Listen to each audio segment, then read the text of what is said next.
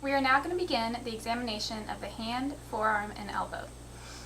During this exam, we are looking at the nervous system, the vascular system, the tendons, ligaments, joints, and bones that make up the hand and forearm.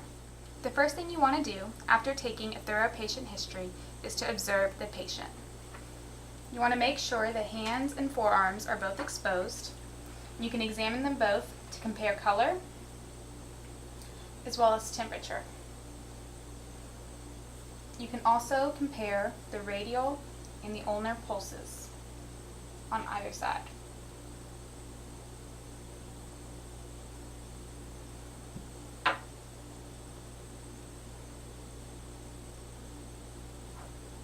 To test the vascular system, you can check the capillary refill at the nail bed by blanching it quickly and seeing how long it takes for the color to return.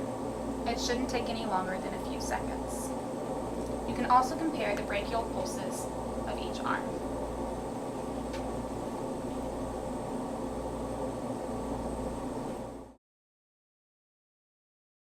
Next, you're going to test and compare range of motion.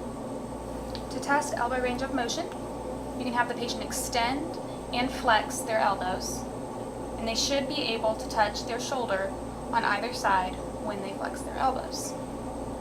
With their arms tucked in at their side, you can test supination and pronation. With the elbow on the table, you can check for extension of the wrist and flexion of the wrist.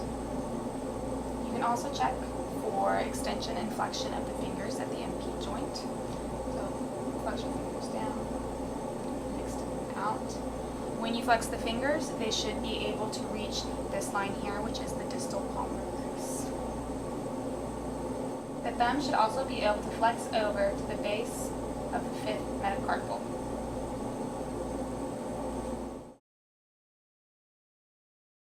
If tendinitis is suspected, isolate the tendons that are being problematic. On the lateral aspect of the forearm, you can find the lateral epicondyle, which is the common extensor origin for all the different extensor muscles. To test for lateral epicondylitis, you can perform resisted wrist extension. While palpating the lateral epicondyle, have the patient resist you during wrist extension. On the medial aspect of the forearm, you have the medial epicondyle, which is the common flexor origin for the flexor and pronator muscles. To test for medial epicondylitis, or golfer's elbow, you can perform resisted wrist flexion and pronation while palpating the medial epicondyle. There can also be tendinitis in the wrist. The dorsal portion of the wrist has 6 compartments that make up the extensor retinaculum.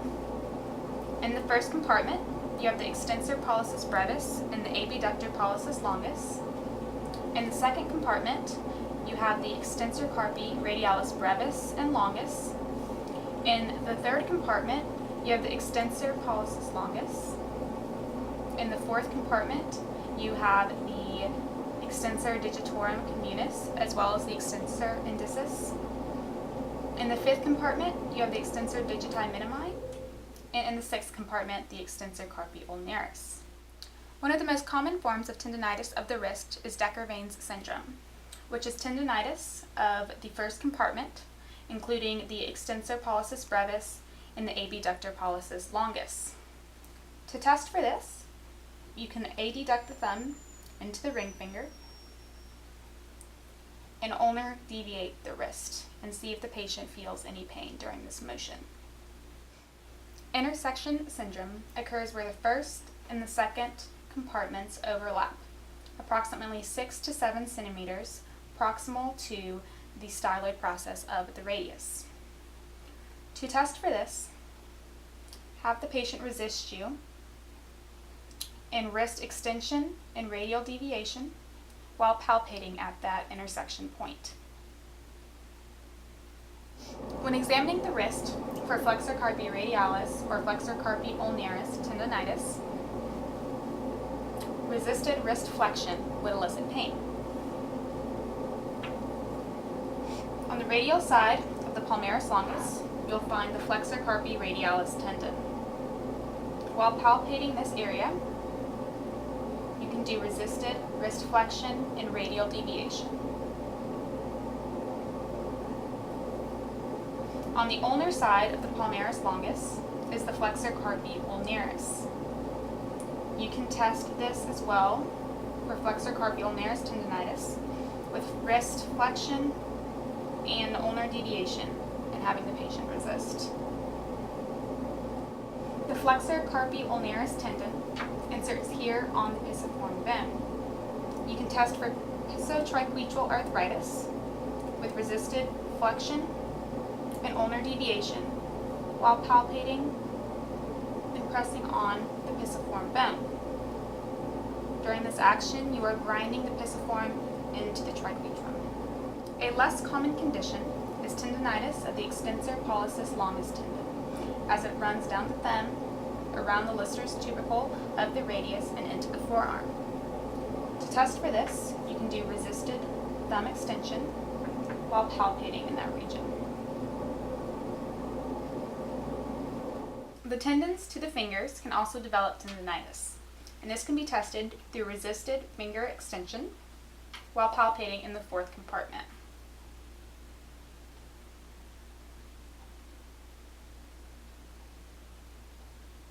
The tendon of the extensor carpi ulnaris can become unstable and slip over the ulnar head and cause pain.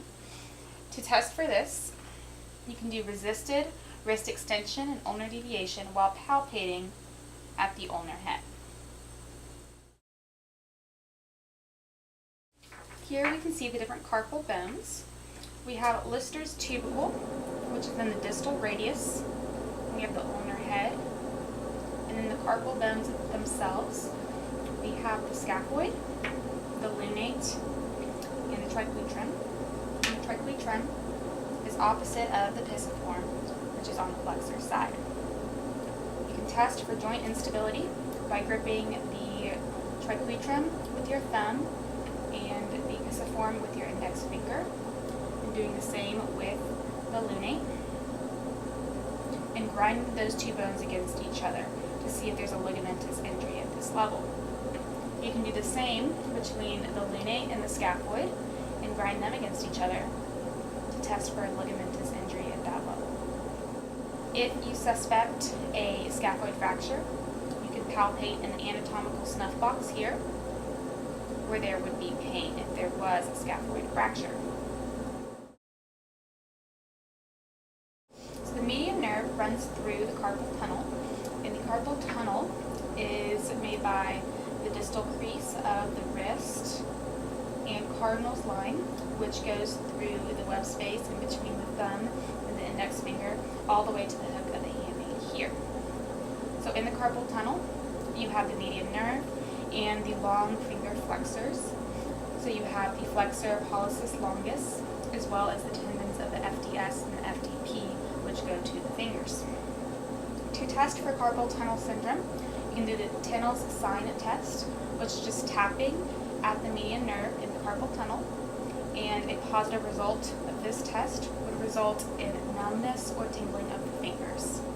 You can also do a compression test, where you give pressure to the median nerve in the carpal tunnel while gently moving the wrist into flexion and seeing if there is tingling or numbness in the fingers that's made worse by this maneuver.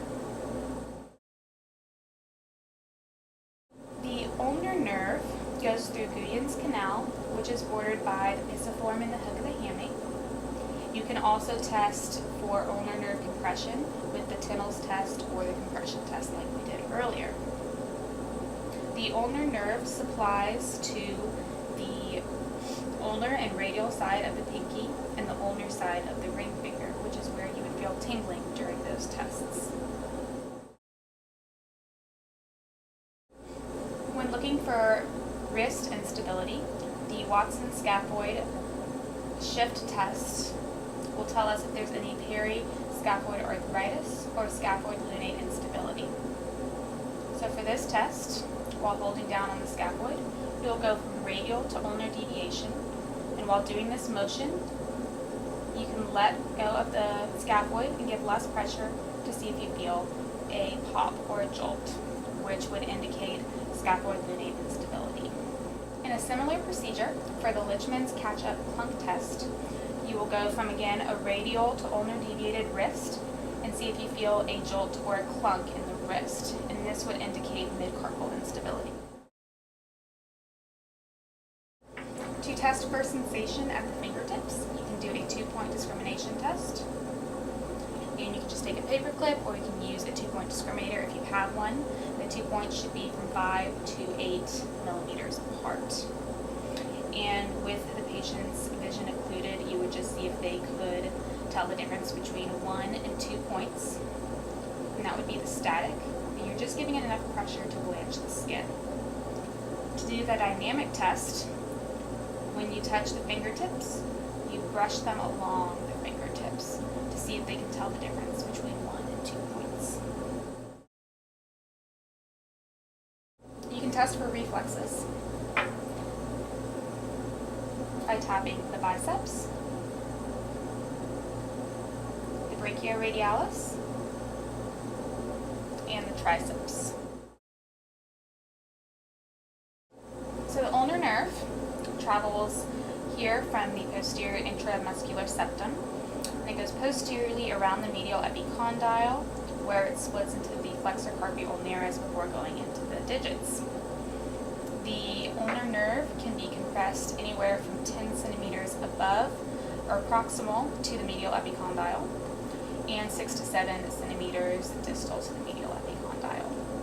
Patients with cubital tunnel syndrome, which is in this region where the ulnar nerve goes past the medial epicondyle, would feel a tingling sensation during elbow flexion or during a Tinel's or tapping test of the ulnar nerve. Patients with ulnar nerve symptoms that are severe will have involvement of the intrinsics, and these patients will not be able to cross their fingers. To test thumb index finger pinch strength, you will have a patient hold a piece of paper between their thumb and index finger while you pull it away from them. This here represents a normal innervation of the first dorsal interossi muscles, or the adductor muscles. If it was an abnormal innervation, their thumb would have to flex for them to keep the paper between their fingers. This is called a positive Frohman's sign. Patients who have involvement of the intrinsic will have a drifting pinky or a drifting little finger that will not want to adduct into the ring finger. This is called a positive Wartenberg's sign.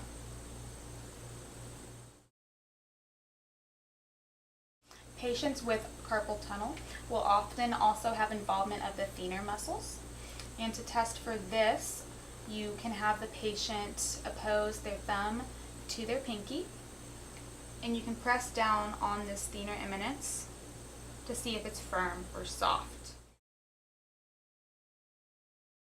Patients with carpometacarpal arthritis will often complain of pain in this area here. To test for this, you can do the grind test by grinding the thumb carpometacarpal joint into the trapezium and seeing if that elicits any pain. Some patients can also suffer from gamekeeper's injury, and this injury involves the ulnar collateral ligament, which is disrupted and has laxity during this injury. To test for this, you can support the metacarpal head of the thumb and radially and ulnarly deviate the thumb to see if there's any pain for the patient. Each of the 4 digits have 2 finger flexor tendons running to them. The FDS, which flexes the fingers at the proximal interphalangeal joint, and the FDP, which also flexes at the distal interphalangeal joint. To test the FDS, you'll want to hold down the other fingers to isolate just the FDS so you're not testing the FDP as well, and have the patient flex their finger. We'll do this with each finger on both hands. To test the FDP, you will still hold down the other fingers and just have the patient flex the tip of their finger.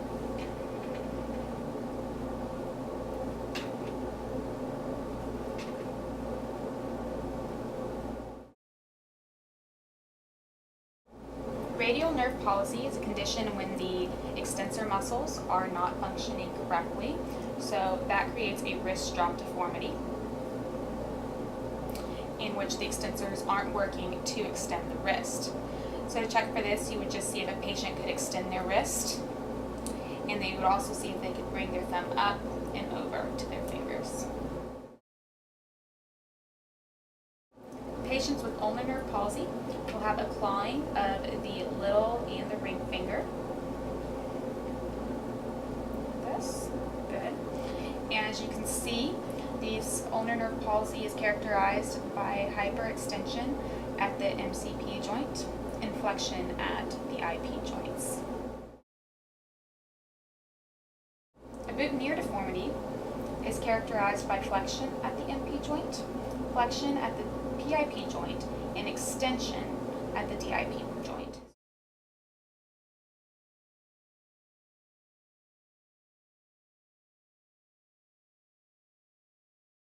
A swan neck deformity is characterized by PIP hyperextension and DIP flexion. This is difficult to show on a patient who doesn't have the deformity.